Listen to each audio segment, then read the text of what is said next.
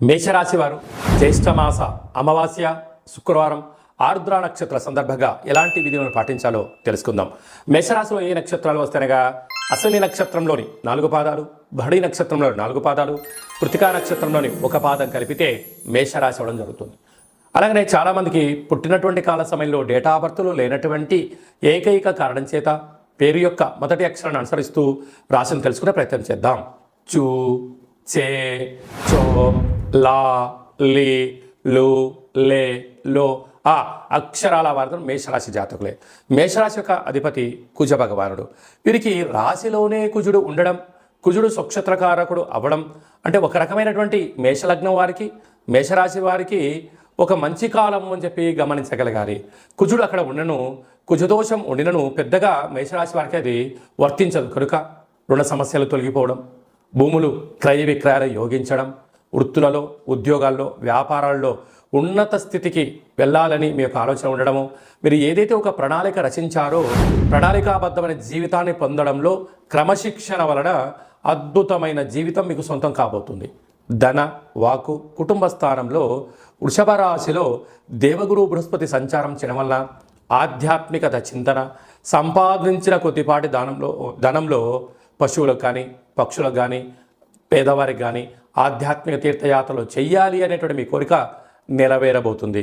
అలాగా తృతీయంలో ఏడాది తర్వాత మిథున రాశిలో రవి భగవానుడు శుక్ర భగవాన్తో సంచారం చేయడం వలన ఓపిక, పట్టుదల, సహనం, సమన్వయంగా ఉండగలిగితే అన్నదమ్ముల నుంచి, అక్కా చెల్లెల నుంచి, పార్ట్నర్షిప్ వ్యవహార కార్యక్రమాల దగ్గర నుంచి మీకు రావాల్సినటువంటి షేర్లు కానీ, పెట్టుబడులు కానీ ఆదాయంగా వచ్చే అవకాశాలు చాలా అధికంగా ఉంటున్నాయి. కనుక ఇలాంటి కాల సమయంలో మౌనంగా ఉంటూ ప్రతి విషయాన్ని గమనిస్తూ క్షుణ్ణంగా తెలుసుకుని మాట్లాడగలిగితే మీకు చాలా మంచి కాలము అని చెప్పి గమనించగలగాలి. 6వ స్థానంలో కేతు సంచార స్థితి ఉండడం వల్ల అన్ని రాసులతో పోల్చుకుంటే మేషరాశి జాతకులు చాలా ముందు వరుసలో ఉంటారు. ఒక వ్యక్తి మాట్లాడుతున్నప్పుడు అందులో విషయం నిజమెంత, ధర్మం ఎంత, అధర్మం ఎంత, అది వ్యక్తిగతమైన ఆలోచనకు చేస్తున్నాడా, స్వలాభం కోసం మాట్లాడుతున్నారని ముందే ఊహించి చెప్పే శక్తి మేషరాశి వరకు ఉంటుంది. కనుక మీ మనసు ఏం చెప్తే మీరు ఆ మాట వినండి. అద్భుతమైన సమయాన్ని, ధనాన్ని వృధా కాకుండా చూసుకుని మానవ ప్రయత్నం చేయండి. లాభస్థానంలో శని భగవానుడు స్వక్షేత్రకంగా ఉండడం వలన వృత్తులలో, ఉద్యోగాల్లో, వ్యాపారాల్లో ధర్మబద్ధమైన జీవితాన్ని పొందండి. ఉన్నతమైన జీవితానికి స్వాగతం పలకండి. వ్యయంలో రాహు ఉండడం వలన దయచేసి అప్పులు ఇవ్వద్దు, అప్పులు తెచ్చుకోవద్దు. అంతర్గత విషయాలను 3వ వ్యక్తులతో చర్చించవద్దు. అనేక రకాలమైన కార్యక్రమాల్లో అనేక రకాల ఇబ్బందులు పొంచి ఉన్నాయి. తస్మాత్ జాగ్రత్త.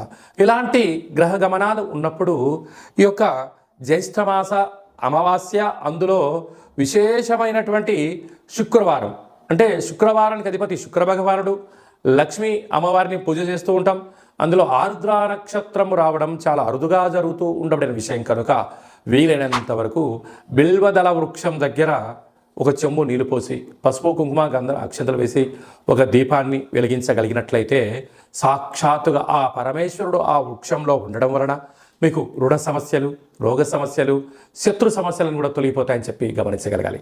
అదే కాకుండా అలాగా హోటల్ వ్యాపారాలు, సాఫ్ట్వేర్ రంగం వారు, వ్యవసాయ సోదరీమణులు, ఇది మనకు వర్షాకాలం అవ్వడం వలన వీలైనంత వరకు వర్షం కానీ, గాలి వీచినప్పుడు కానీ, పాడుబడ్డ భవనాల దగ్గర కానీ, రేకుల షెడ్ కింద కానీ, వృక్షాల కింద ఉండకుండా ప్రయత్నం చేయండి. ఎందుకనగా ఈ సంవత్సరం అధిపతి కూడా రాజు కుజుడే అవ్వడం, ఈ రాశాధిపతి కుజుడే అవ్వడం వలన పిడుగుతో కూడుకున్నటువంటి వాహన ప్రమాదాలు, జలగండాలు కొద్దిపాటి స్వల్పంగా పొంచి ఉన్నాయి.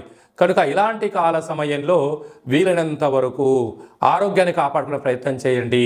పిడుగులు పడేటువంటి పరిస్థితి చాలా అధికంగా ఉంటుంది. తస్మాత్ జాగ్రత్త.